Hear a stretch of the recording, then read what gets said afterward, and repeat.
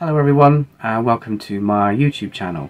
My name is Darren Cole and I'm a professional award-winning landscape photographer from the Isle of Harris in Scotland. This is my first YouTube video and at first I wasn't quite sure where to start. There's so much we could talk about when it comes to landscape photography.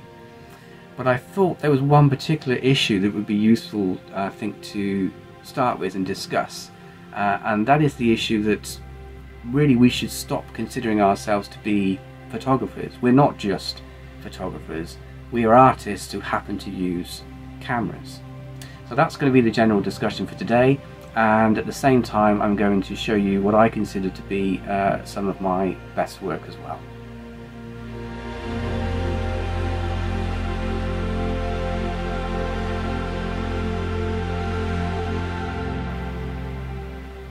I think sometimes we can all get too bogged down in the technical side of photography, as important as that is, but sometimes it's easy to forget that really the camera is just a creative tool, just like a paintbrush or a pencil.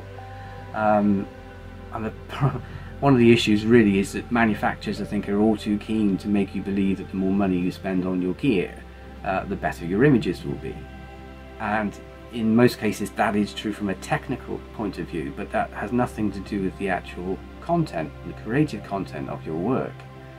I mean, I've lost count the number of times that somebody has come into my gallery and said, "Oh wow, I really like your images, you must have a really expensive camera." I mean, you never hear anyone say that to a painter. If they like the paintings, "Oh wow, you must have a really expensive paintbrush." So this is kind of a stumbling block, I think, when it comes to technology. The more complex the technology, cameras, computers, there's a bit of a disconnect, I think, between understanding the technology and appreciating how much creativity has gone into that work from the artist's side.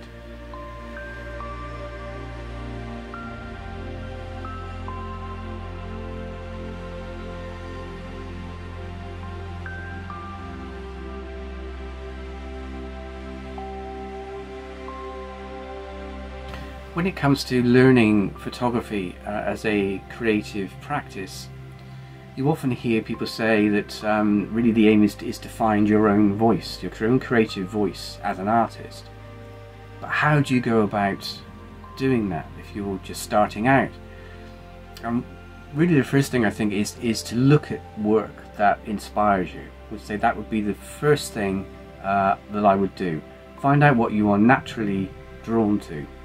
And this may not be fixed within the realm of photography. I mean, that you could be looking at abstract painters or ceramicists or whoever. It doesn't matter. It doesn't have to be fixed in the realm of photography. It could be just a particular texturing technique that you've seen somebody do on a painting, and you think, I really would like to try and emulate that in some way in my photography. And don't worry about emulating other people's work whilst you're learning.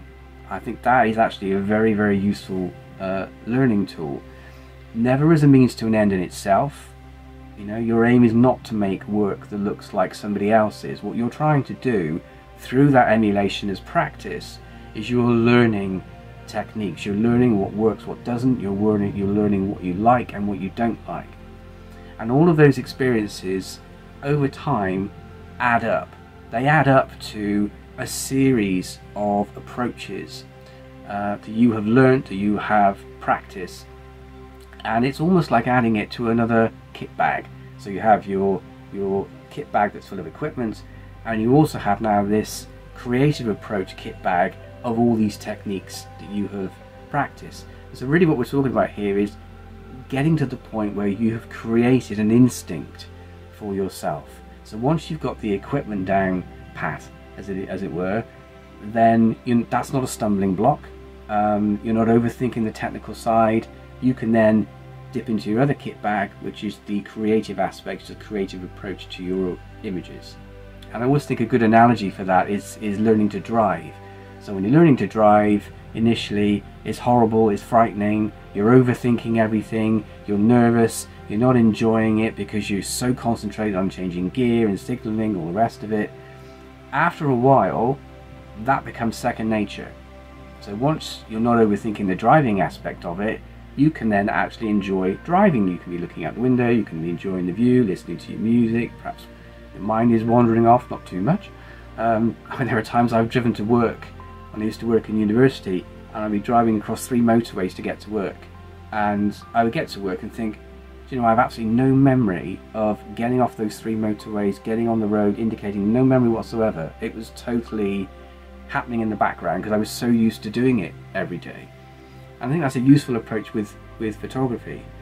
Once you get over the technical aspects and you do understand how, you know, the exposure triangle works and lens choices and apertures and all the rest of it, really important stuff, you do need to know it, but it serves a particular visual approach to what it is you're trying to create. That's what that aspect is for. And it does take time and it does take practice, but you can get there, you will get there. I think another important aspect of the creative process is really to trust your own instincts and therefore really your own opinion of your work. Now, putting your work on websites, on social media, can be useful. It can also be distracting because I don't think you can do that with any expectation that your opinion is going to be reflected back to you. And that's a learning process, and it's something that you get over by trusting your own opinion of your own work. So, to be honest, the sort of work that I would consider to be my best work hardly ever got any attention online, and also hardly ever sold, if at all, from the gallery. Now, there are various reasons why that would be the case, but I had to learn to separate out my opinion and the value I placed on the image and the process of making it from what happened afterwards. And so I got to the point where I thought, right, all I can do is try to create the strongest work I possibly can so that I'm happy with it. Once it goes out into the world, wherever that happens to be, in the gallery or online, then that's completely out of my hands, and that cannot affect my opinion of the work. Very occasionally it does get reflected back to you, and when that happens, it's a really lovely feeling. But as I said, you shouldn't use that as any kind of indicator of how you feel about the piece and the value that you place on it. So I think probably the best example of this is a piece that I made called The Memory of Trees, which is an image based around Luscantire, which is the famous beach on the island, which is a beautiful place. It's a huge tourist draw. Understandably, it's one of the best beaches in the world. But I created really a montage, layered piece, and it was a little bit morbid, but around the passage of time, but relating to the fact that I'd read somewhere that there used to be a lot more trees on Harris. And I happened to notice when we were driving along the road one day that there was these very bare branches lying flat in the grass, and it just created this really nice visual contrast. And so I tried to create a piece around the passage of time, and so therefore the circle of life, and so the images got sort of a circular feel to it. I mean, I spent days and days, layering, trying things, experimenting, to the point where when I looked at it, I thought, right, okay, that's it, it's finished. I don't think I can improve it anymore, and I really like it. I'm really pleased with it. So I printed it, put it in a gold frame, put it in the gallery. Had no expectations that this would sell in any particular volume. It's probably too obscure, a bit too abstract, but it didn't change my opinion of it. So lo and behold, nothing happened. So the gallery is not huge. So in the end, I had to release the wall space to put other work on there, and it ended up being put basically behind the till on the wall. It's not a great place to display it, but I had to prioritise the business at the time, and that was fine. Just meant I could see it during the day, so that was okay. And when we reopened, I think the following season that image went on the wall, this lady came in and she said, oh, I am so glad that you've still got that image here. She said, I haven't been able to get that image out of my mind since I saw it last year. I should have bought it last year. I'm going to buy it now.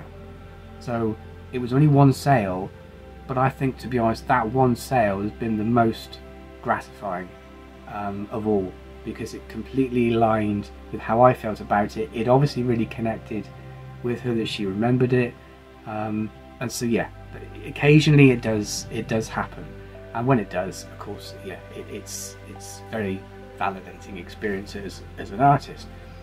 But you can't go into the process trying to do that. Really, the emotional connection that you will generate with your work happens almost as a byproduct. It happens because you've been totally focused on the creation of it, in the zone, doing your best work, and not thinking about what happens afterwards, because that, as I said, is completely out of your hand. If you try and create stuff, you think, well, I'll make that because I think people will like it, or it will resonate with people. Don't do that. That just does not work. You're ignoring your own instincts, you're ignoring your own voice, you're doing it purely for financial reasons or to get attention on some level. That, to me, is a dead-end street. Yes, when it comes to business, you know, there's some flexibility. Now, it's good to have a mixture of work, because again, it depends who you're selling to and where you're selling that work. But equally, you still need to have work on the wall, enough of it that people can tell that you've gone on a creative journey, you are an artist, you're not just a photographer, your work does look different to everybody else's. But as I said, it's very difficult to do that deliberately. It happens as a byproduct because you've been so focused on growing your instinct and growing your own creative voice.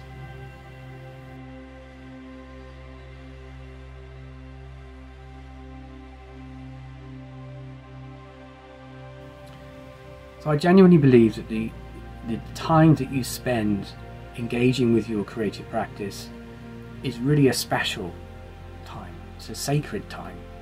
You know, the psychological benefits alone of regular engagement with a creative practice have been, you know, well documented. And if with that time that you spent with your practice, you can create a piece of work that you're proud of, then really there's no other feeling quite like it.